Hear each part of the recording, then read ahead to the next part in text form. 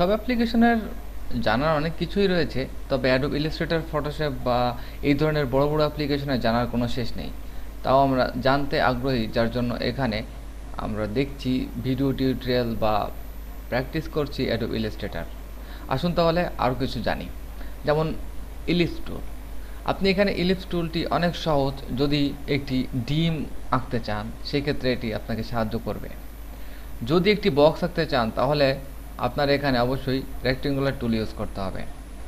তো একটি circle create করার জন্য ইলিপস টুল এবং কিবোর্ড থেকে এল কির মাধ্যমে আপনি এটিকে সিলেক্ট করতে পারেন। এভাবে আপনি ফ্রি হ্যান্ড ড্র করতে পারেন, অথবা শিফট চেপে আপনার অ্যাসপেক্ট রেশিওকে বুঝিয়ে রেখে আপনি বড় ছোট করতে পারেন, এবং যে কোনো সাইজে যাবেন তখন আপনি ওয়াইড এবং হাইট পয়েন্টের পরিমাপটি আপনি এখানে দেখতে পাচ্ছেন। এবং আমরা সাকসেসফুলি একটি ইলিপস শেপ তৈরি করে ফেললাম। আপনারা সবাই হয়তো জানেন যে এটি রাউন্ডেড একটি শেপ, যেটি পুরোটাই একটি সার্কেল, এবং এই সার্কেলটি আপনি হয়তো বিভিন্নভাবে মডিফাই করতে পারেন। যেমন আপনি এখান থেকে যদি ডাইরেক্ট সিলেকশন টুল দিয়ে এখানে একটি পয়েন্টকে সিলেক্ট করেন এবং এটিকে যদি আপনি ড্র্যাগ করে সরিয়ে নিয়ে যান, তাহলে দেখবেন যে এটি একটু ব্যতিক্রম রূপ ধারণ করবে। তারপর এটিকে আরেকটু ব্যতিক্রম করে দেখুন যে জাস্ট একটি ডিম যেরকম হয়ে থাকে আর কি, ঠিক সেরকম যে একটি ডিম আপনি তৈরি করতে এইটি ব্যবহার করতে পারেন। তবে এটি একটি ভালো ডিম নয়, আপনি এর থেকে আরও ভালো ডিম তৈরি করতে পারবেন। জাস্ট আমরা পরীক্ষামূলকভাবে এটি একটি ডিম তৈরি করলাম। তো যাই হোক, এটি আমাদের ডিম তৈরি করার জন্য না।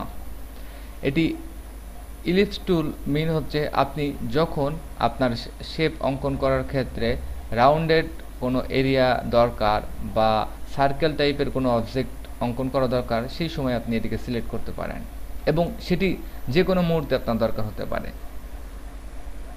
যেমন কোথাও হয়তো আপনি একটি বাটন দরকার এবং সেই বাটনটা ওয়াইড এবং হাইটে টোটালি সার্কেল দরকার, তখন এটি একটি বাটন হতে পারে, অথবা কোথাও আপনার একটি পয়েন্ট অনেক ছোট আকারে তৈরি করতে হবে, সেক্ষেত্রেও এই সার্কেলটি আপনার সাহায্য করতে পারে। তবে এই সার্কেলটি যখন ক্রিয়েট করবেন, এর জন্য ধরাবাঁধা তেমন কোনো নিয়ম নেই। অল্টার চেপে আপনি পূর্বের মতো আপনার সেন্টার পয়েন্ট থেকে বড় ছোট করতে পারেন, এবং শিফট চেপে অ্যাসপেক্ট রেশিও বড় ছোট করতে পারেন।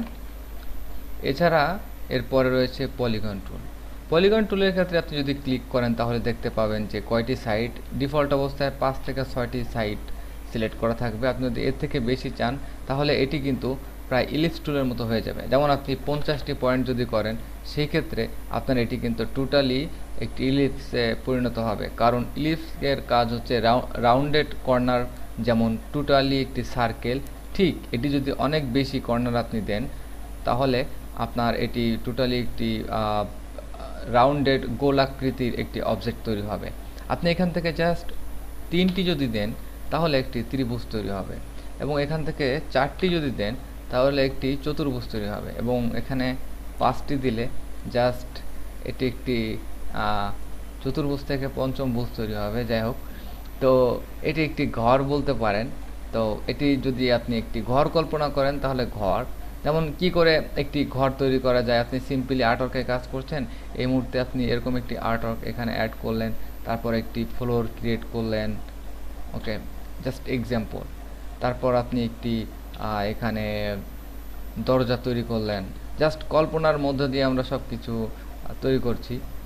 পরবর্তীতে হয়তো আপনি এটিকে একটি রিয়েলিস্টিক মুডে নিয়ে যাবেন যখন আপনি দেখলেন যে আপনি সাকসেসফুলি একটি আর্টওয়ার্কের কাজ করতে সক্ষম হবেন। তো যাই হোক, আমরা এখানে এটিকে আরও একটি জিনিস তৈরি করতে পারি। যেমন কল্পনা করুন আপনি এখানে জাস্ট ক্লিক করে আপনার এখানে 5টি পয়েন্ট, ওকে, এরপর আপনি এখান থেকে জাস্ট একটি পয়েন্টকে মডিফাই করে টেনে শিফট চেপে সামনের দিকে নিয়ে যেতে পারেন। এটি হয়তো একটি দত কলমের হেড হতে পারে, ঠিক আপনি এরকমও কল্পনা করতে পারেন। তারপর অনেক সময় আপনি এটিকে জাস্ট একটি গ্রেডিয়েন্ট ফিল দিয়ে আপনি আপনার মতো কালার বা আপনি আপনার মতো স্টাইল চুজ করতে পারেন, সেটি আপনার ব্যক্তিগত ব্যাপার। জাস্ট আমি এক্সাম্পল হিসেবে এখানে দেখাচ্ছি। তো যে কোনো এখান থেকে সাইড সিলেক্ট করতে পারেন 10টি, এবং এটি জাস্ট ইউনিক টাইপের একটি অবজেক্ট ক্রিয়েট হবে। পরবর্তী শেপ, এখানে আপনি স্টার টুলটি অনেক মজার এবং অনেক চমৎকার। যখন সিম্পলি ক্লিক করবেন তখন রেডিয়াস স্ট্যাটাস দেখতে পাবেন, এখানে ওয়াইড এবং হাইট, এবং ঠিক একই নিয়মে এখানে পয়েন্ট ক্রিয়েট করতে পারেন।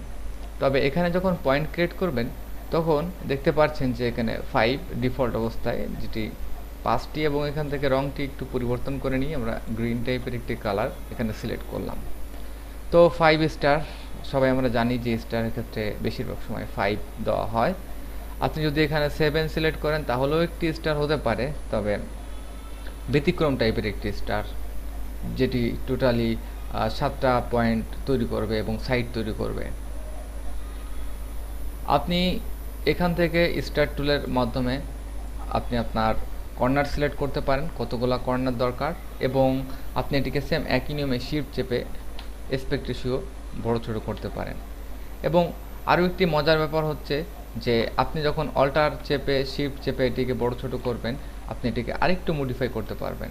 যেমন আপনার এর কর্নারগুলা কতটুকু ডিপ করতে চান, বিশেষ করে রেডিয়াস ভ্যালু, আপনি কন্ট্রোল কি চেপে এটিকে বড় ছোট করে নিতে পারবেন। খেয়াল করুন, আপনি প্রথমে এটিকে বড় করলেন, তারপর আপনি কন্ট্রোল কি চেপে এখান থেকে জাস্ট আপনার স্টারকে মডিফাই করতে পারবেন। তো একটি হচ্ছে আপনার ইনসাইড, আরেকটি হচ্ছে আপনার আউটসাইড। যেমন আপনি প্রথমে একটি স্টার এভাবে ড্র করলেন, তারপর চিন্তা করলেন এটি আমি ইনসাইডে নিয়ে যাব, কন্ট্রোল চেপে জাস্ট এটিকে ভিতরের দিকে যখন নিয়ে যাবেন তখন এটি ইনসাইডে তৈরি হবে, যখন এটি বাইরের দিকে নিয়ে যাবেন তখন আউটসাইডে কর্নার তৈরি হবে। এবং আরও একটি মজার ব্যাপার হচ্ছে আপনি যে কোনো সময় আপনি এটির পরিধি চেঞ্জ করতে পারবেন। যেমন আপনি নর্মালি যখন ড্র করবেন তখন অল্টার চেপে আপনি কোন স্পেস থেকে আপনার কর্নারটি বড় হবে ঠিক সেই স্পেসটিকে সিলেক্ট করতে পারবেন। অল্টার এবং কন্ট্রোল চেপে আপনি নিজেই পরীক্ষা করে দেখুন, একটি বিশেষ পরিবর্তন আসবে। সেম পলিগন টুলে আপনি আপনার কর্নার পরিবর্তন করতে পারেন যদি আপনি এখান থেকে রেডিয়াস ভ্যালু সিলেক্ট করে থাকেন। তবে স্টারের মতো এতটা ফ্রিলি আপনি তৈরি করতে পারবেন না, কারণ পলিগনের কিছু লিমিটেশন রয়েছে। এরপর সবশেষে রয়েছে আমাদের ফ্লায়ার টুল। এটি খুবই সিম্পল, তবে ক্লিক করার পর আপনি এখানে বিশাল একটি ডায়ালগ বক্স দেখতে পারবেন।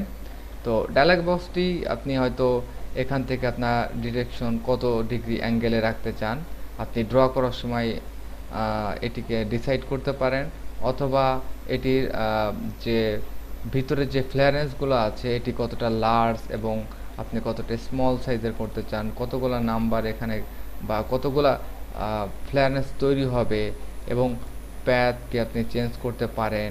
এখান থেকে জাস্ট মডিফাই করে আপনি পরীক্ষা করে দেখতে পারেন এটি। তবে খুব বেশি সময় এটি ব্যবহার করি না আমি, যার জন্য এটি সম্পর্কে খুব বেশি ভালো ধারণা আমি দিতে পারবো না। তবে অনেক গ্রাফিক্স ডিজাইনার এটি ইউজ করে থাকে, তবে আমি বেশি ইউজ করি না, যার জন্য আমি এটি নিয়ে বেশি ঘাটাঘাটি করিনি। তেমন বেশি ওয়ার্ক ফ্লো এটি দিয়ে আমি দেখিনি, যার জন্য আমি এটি আপনাকে খুব ভালো কোনো আইডিয়া দিতে পারছি না। তবে এটি খুব সিম্পল। এটি গ্রাফিক্স ডিজাইন করতে হলে অনেক সময় কাস্টম ফ্লারেন্স তৈরি করতে হয়, আমরা অনেক সময় অবজেক্ট ইউজ করি, তবে এটি এই মুহূর্তে নট নেসেসারি। তো আমরা দেখলাম সিম্পলি কীভাবে শেপ তৈরি করা যায়। পরবর্তীতে আসুন আমরা দেখব যে পেইন্ট ব্রাশ টুল কীভাবে কাজ করে।